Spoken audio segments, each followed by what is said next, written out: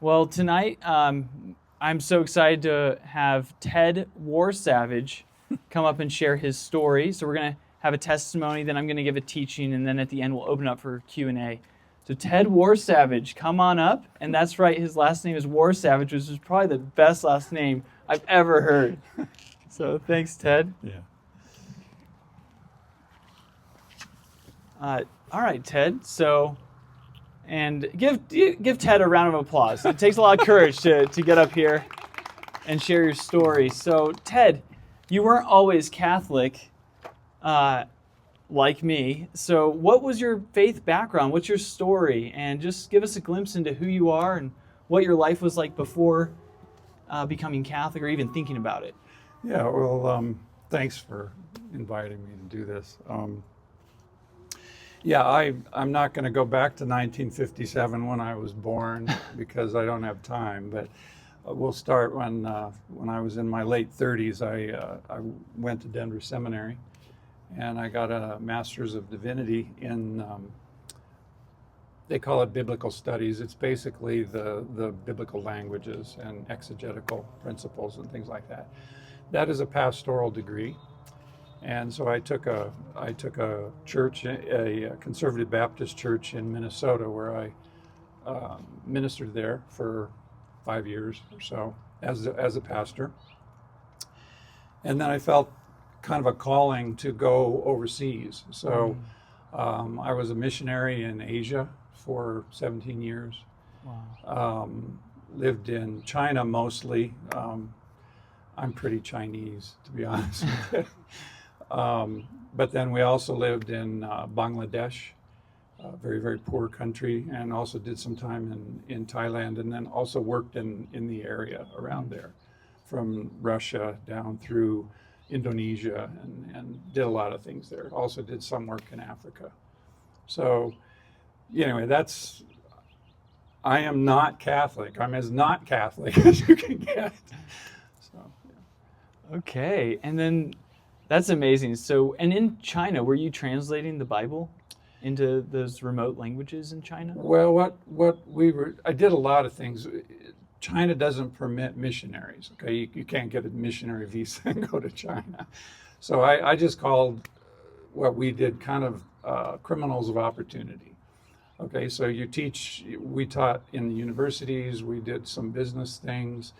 Eventually I wound up working with Crew, which is what used to be called Campus Crusade, and they translate a film about Jesus. It's called Jesus. It's unformed, but they translate it into very remote languages, and so I wound up doing in villages doing that with language groups that they don't have a writing system, so you do it all orally.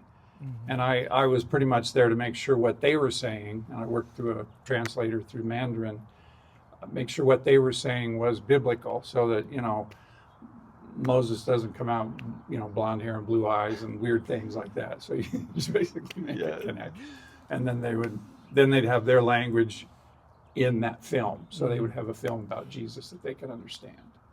Wow. So you went to Denver Seminary, got your master's in divinity, specializing in languages of the Bible. Yeah. You were a pastor at a Baptist church in Minnesota. Yeah. Then a missionary for 17 years in Asia. Yeah. Okay, so what started your journey towards the Catholic Church? It's weird, and it's just weird. So, life overseas it's not like this at all. You can ask Father Anthony wherever he went. It's just not like this. And the stresses and the things like that can be really, really intense. And I was arrested once. I had a friend who was killed, presumably by the North Korean government. He was helping North Koreans escape over the Dandong River and come into northern China, eventually into Inner Mongolia, where they caught him and they just dispatched him. I had to go get him. A lot of, just a body and a four-wheel drive and me. There's a lot of stresses you just can't quite put into words. And one night I was just walking at night, and you can just imagine, we were in Tianjin, which is a city of about 10 or 12 million, I suppose. And here you got squirrels and birds and things like that. They don't have those there. There's a lot of smoke. About the only wildlife are rats and bats. And I was so just stressed and worried and in prayer. And I just remember just asking for God's help. I just felt it's such an impasse. And it was weird. I came home and went to bed, and I was embraced, just embraced by what I thought was the Holy Spirit, because I didn't believe in any significance about Mary. But it was female. And don't ask me how I know. And she held me all night, just held me like a mom. And it was such a sense of peace that came over me, and I knew everything was going to be fine, and that kind of a glow stayed with me. Now, I explained it away. It's just not okay when you're a Baptist to have any kind of thing with Our Lady. But I thought it was maybe God just being feminine, but as it turned out, I started to, being more biblically oriented, I just started reading about her and revisiting some of the passages of the Bible that I thought I knew so well. And one of the things for, a lot of Protestants feel like they've just got, Mary figured out because she didn't have sons, but Jesus has brothers, it says. So if he has brothers, then she had children other than Jesus, so she isn't a virgin. She wasn't a virgin after his birth. And that's, case closed. Mary was just a mom with a bunch of kids, including Jesus, who was the oldest. And I thought that was done. But as I started revisiting some of those passages, and especially living in Asia, where relationships are far more important, and the distinction of relationships are really, really specific. There's a different name for your grandfather's first child in terms of the relationship to you, or your uncle's first child, and so forth. All kinds of these names. And people tend to call each other in terms of endearment. Like everybody on the street is either grandfather or uncle or auntie. You'd never address an older woman by her name. She's either auntie or she's grandmother. And it's pretty much all over Asia. Everybody's brother. It's just rude not to have some kind of a familial term. So there was that working on me with this term for Jesus's brothers. So it was kind of like, where do you go with this?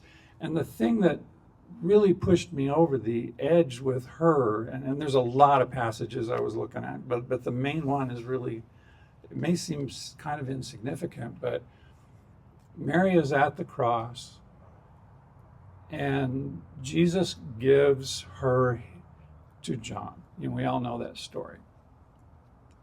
And he gives John to her. Now, for a Protestant, that's just a nice thing Jesus did to take care of his mother, because she just didn't have anybody in the world. But living in Asia, if Mary had a family, that wouldn't have been necessary. If she had other sons while Jesus was dying, I asked myself, where the heck were they? Here's a destitute woman who should be cared for by her sons, and they're not there. And so you put all this stuff together and a whole bunch of other passages, and it's really funny. What finally pushed me over the edge was those brothers of Jesus weren't the children of Mary. And I was just convinced she was a virgin. Mm-hmm. And if that's true, the way my brain works, so many other things started collapsing, and I started looking at it from a Catholic viewpoint and finding that biblically it made more sense in just doctrine after doctrine after doctrine. So here I sit as a recovering Baptist who venerates the Blessed Mother. So go figure that one out. And you could tell us better than me, but that Greek word for brothers and sisters in Greek is adelphoi. I don't know if I'm pronouncing that right, but That'd be the plural, it can also mean just relatives. And so, like, in the Greek Septuagint, the word adelphoi is used to describe Abraham and Lot's relationship, but they aren't actually brothers. Abraham is the uncle of Lot. Lot is his nephew. And so when it says Jesus had other brothers and sisters, it's saying he had other relatives. And we know this by the context because two of the people that they list as Jesus' brothers are James and Joseph, who are actually sons of Mary of Clopas. Yeah. And so the scripture itself says, like, no, those aren't actually like biological brothers. Okay, they're cousins, they're relatives, but they're not actual biological brothers. So. Oh, absolutely. And the term is quite flexible, and it's flexible in a lot of languages. So yeah, that's absolutely right. Wow. So okay, so you were held by, well, now you know, Mary. Yeah. And that sparked your journey in the scriptures of like, okay, but what about, is she a perpetual virgin or not? And then you saw biblically like, okay, yeah, she is. Wow, my eyes are open to that. So what happened next on your journey? Like, what kind of got you to that next step in your journey towards the Catholic Church? Well, and that wasn't the only thing that started to collapse on me. There were a lot of other things that I was frustrated, I think, with my own heart in knowing what's right and yet not having the strength to do it. There was something about this new heart thing. I just didn't have a new heart, and neither did a lot of my colleagues, and I knew it.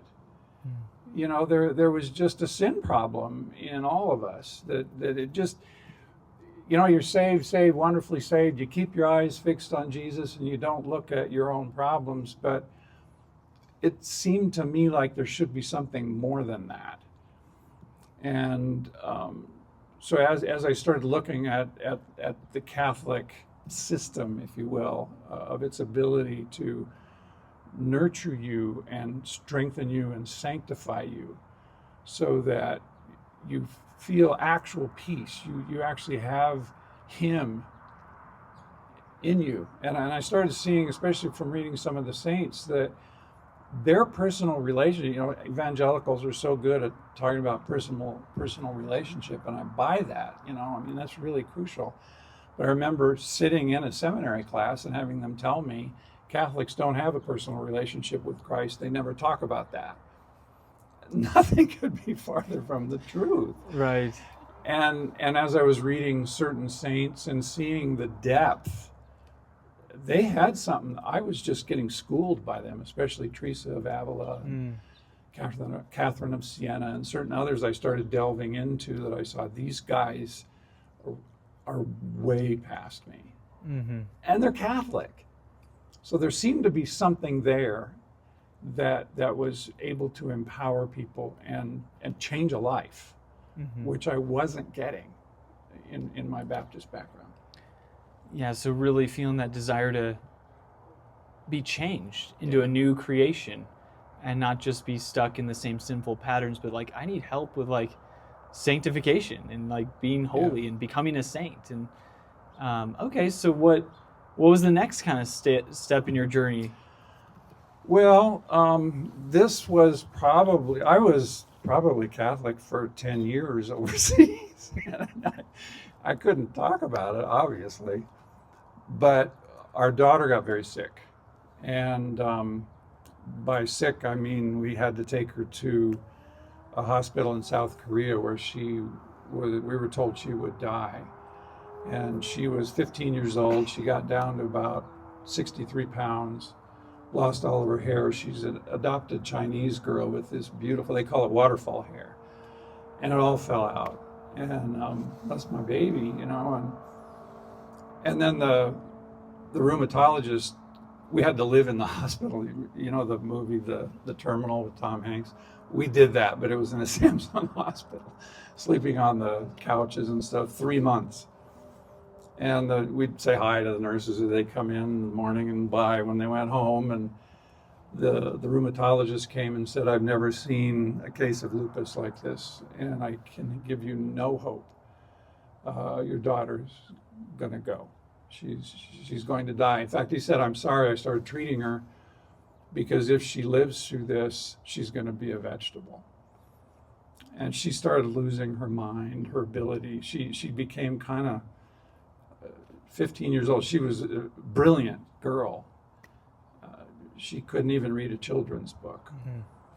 Mm-hmm. And so we were actually planning her funeral.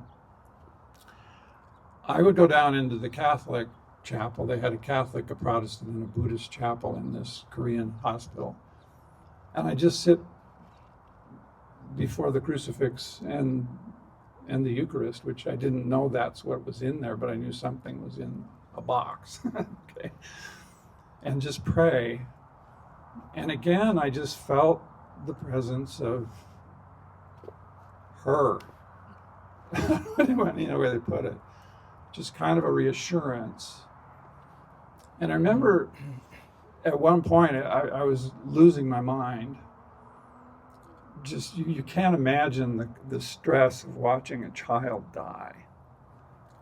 You just can't imagine it. And maybe, unfortunately, maybe some of you know that stress. And if you do, I'm terribly sorry.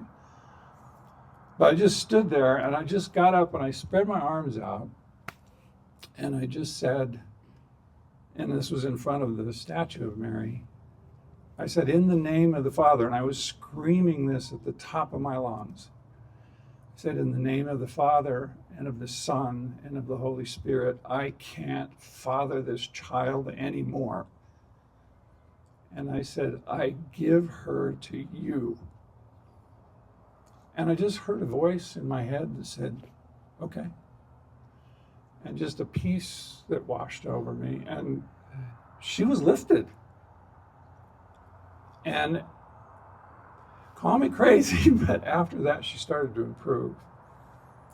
And to make a long story very short, she's a second-year med student at UVA right now. It's amazing. Wow. It was a complete, even the doctors in Korea couldn't figure it out. But I give that to Our Lady, to the Trinity. And that was just one. After we did come back, because we had to come home, I went and found a Catholic church. I just had to sort this. So, and then I just peppered them with questions and drove them insane, and eventually became Catholic. Wow. And you became Catholic in 2016? 2017. So you're 8 years old now.